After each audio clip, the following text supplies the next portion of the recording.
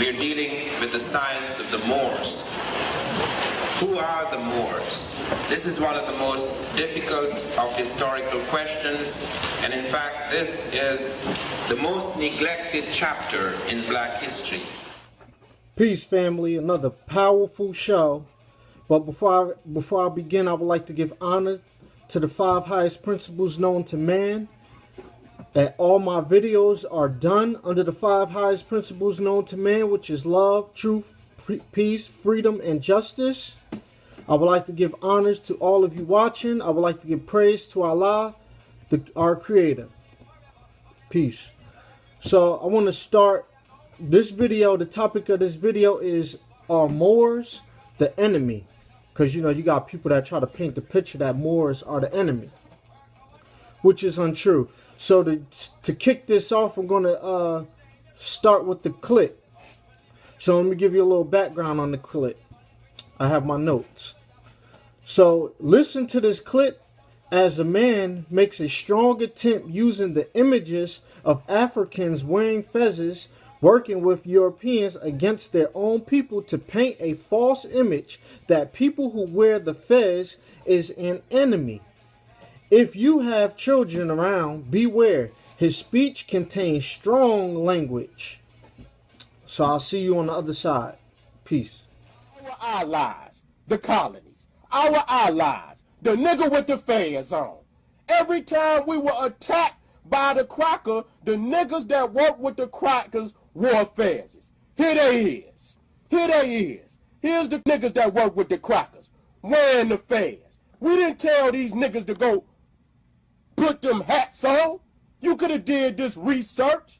You could have distinguished yourself between our enemies, but you did not.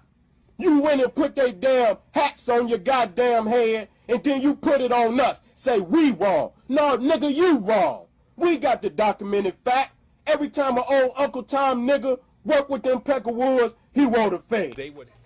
Okay, peace, family. Welcome back. So if you notice, he doesn't call the men in the pictures with the fezzes on Moors because he knows better. A fez doesn't mean you identify as a Moor or a Muslim. Instead, he calls them niggers in the fez. His attack is on the fez because Moorish Americans wear the fez. This is his heartless attempt to paint Moorish Americans as the enemy because they wear a fez. We wear fez. Right? So, this is not true. All Moorish Americans try to uplift their people by teaching them. There is no evidence to show Moorish Americans as enemies to their people. What the man is making reference to in this clip is the force publique, in which King Leopold of Belgium held the Congo as his private property. He ordered the creation of a military and police force. This military was comprised of Belgian soldiers and ethnically mixed Africans from around Africa who joined the army for wealth. As part of their military wear, King Leopold dressed his African soldiers in a fez.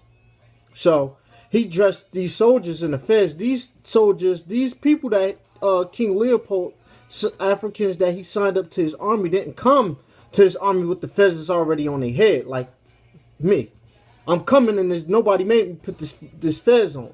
I'm not putting this fez on because I'm a part of some type of military or something. I put it on at my own free will. These Africans put on the fez as a part of their military attire given to them by King Leopold.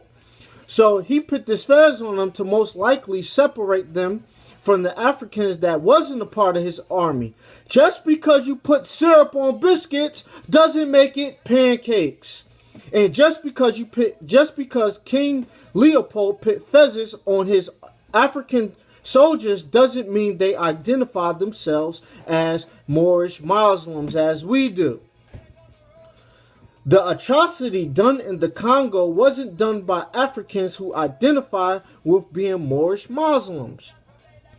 They were Africans from different tribes who wanted wealth, so they chose to join the army where they were made to wear the fez. Right. So, the man's attempt to separate the African Americans based on images and not detailed history is evil. The fez doesn't make us enemies. Our character make us enemies against each other.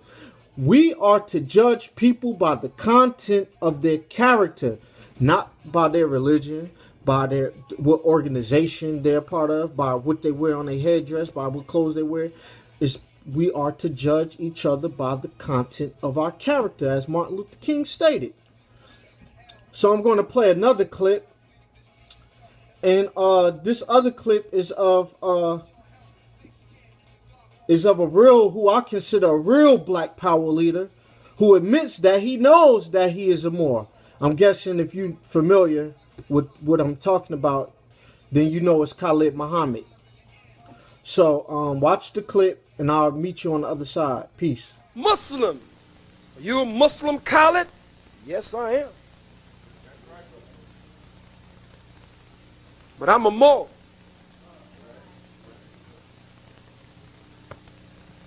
Islam. I'm a Moor. And got sense enough to know I'm a Moor. And ain't gonna never argue with you that I'm not a Moor. And wouldn't come in your house or come among you and say I'm a Moor if I didn't feel in my heart, in my mind, in my soul that I am. I would tell you, God damn it, I don't know what the hell you're talking about. Ain't no more. So if I say it, I mean it. And if I mean it, generally, I say it. Are you a Muslim? Yes. But I know my roots. And I ain't Kunta Kinte. Prophet Noble Drew Ali. Huh? Prophet Noble Drew Ali taught us about the KV. And he taught us that we are the Asiatic people. Okay, welcome back again. Notice that unlike the man in the first video, in the first clip, Khalid Muhammad is attempting to unify our people. But in the first clip, the man is trying to divide our people in America based on a fez. How sad. Even though Khalid Muhammad disagreed with brothers like Jesse Jackson and banged on them, he still viewed them as his brother. Okay, so I want to show you guys another clip. So this next clip I want to show you is John Henry Clarke. Listen closely as he talk about the Africans and Arabs being called Moors collectively. So watch the clip, bear with me, watch the clip, and I'll meet you on the other side again. Peace. The New World, the greatest event in the history of that period would be really the Africans and the Arabs, collectively called Moors, would lose their hold on Spain and be pushed out. Be pushed out of Spain, and they would lose the Mediterranean. They had blocked Europe in the Mediterranean. They had forced Europe out of the Mediterranean, and they had forced Europe into the Middle Ages. Now Europe had discovered longitude and latitude. It had come out of its box. They'd gone back to sea. They had learned some maritime techniques from the school at Salamanca, that the Africans had translated information from Spain. And they would turn on the very Africans who translated it for them and the very Arabs. The fight between the Africans and the Arabs would facilitate the rise of Europe. But except had the Africans and the Arabs got together at this point in history, fighting over various interpretations of Islam, they could have stopped Europe and stopped the slave trade, but instead of stopping the slave trade, the Arabs went into the slave trade, disgraced Islam, disgraced themselves, and left the African without protection, something which we should never forgive. Now, John Henry Clarke didn't say the Moors enslaved Africans. He stated that Africans and Arabs were the Moors, but that the fighting between them caused their defeat in Europe. Then he stated that if the Africans and the Arabs would have got together at that point, they could have stopped the Europeans and stopped the slave trade. But instead, the Arabs went into the slave trade, disgraced Islam, and left the Africans without protection. So I'm guessing that John Henry Clarke used the term African for the dark-skinned Moors and the term Arab for the lighter-skinned Moors, because Arab is a general term, and it includes dark-skinned people who speak Arabic and live within the Arabian Peninsula. So it's a lot more to that story, but we're gonna, for simplicity, we're gonna keep it like that.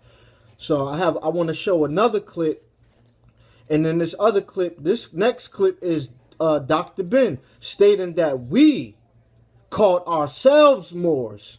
So watch the clip. See you on the other side. Came a time in 1506, after we lost power in Spain. The Africans ruled Spain from 711. We were calling ourselves Moors, M-A-U-E-R-S, then M-O-O-R-S. Okay, peace, peace, peace. Hope you enjoyed the clip. So now you notice how Dr. Ben used the term we, which means he included himself in it too. We, all of us, we. So, my notes. So, I want to show one more clip, and this last clip is of Brother Malcolm X educating in European on the fact that the so-called white values, come from Africans known as Moors, which is our ancestors. The Moors are our ancestors. We are descendants of these people. So you banging on us, the man in the first clip caused a lot of people to attack Moorish Americans as if they are the enemies, and the Moorish Americans are not the enemies, but are set up to uplift their people. You know, no matter what religious group you're part of, no matter what organization, we are here for each other. We all are considered African Americans, and we all suffering from the same symptoms. But we recognize that we are a nation of people with common ancestry, common language, and common history. We are an aggregate of people in this American territory. But we are all one. We're all together. So listen. Peace be upon all the our great leaders in these clips who have made the transition and passed on, but they came to as Dr. Khalid Muhammed tried to unify us. So just quit with the separation and stop following people who have the agenda of separation. And at the end of this clip, that's going to conclude the video. So I just want to say peace to you all in Islam, and subscribe and share and be prepared for the next video. Peace.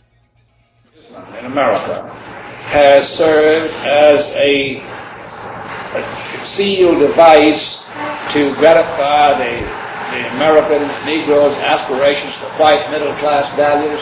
No, I don't think... he takes that view, you know. Yes, but I don't think that the objective of the American Negro is white middle-class values. Because what are white middle-class values?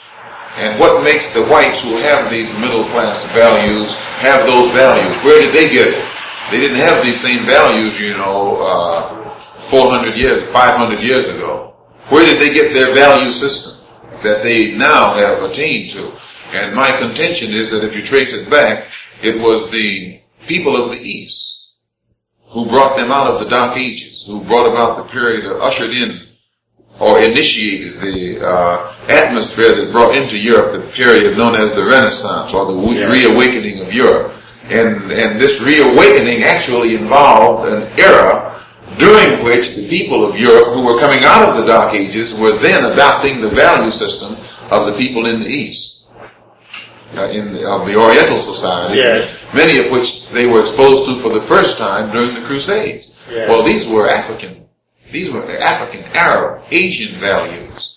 The only section of Europe that had a high value system during the Dark Ages were those on the Iberian Peninsula in the Spanish, Portuguese area, southern France. And that high state of culture existed there because Africans, known as Moors, had come there.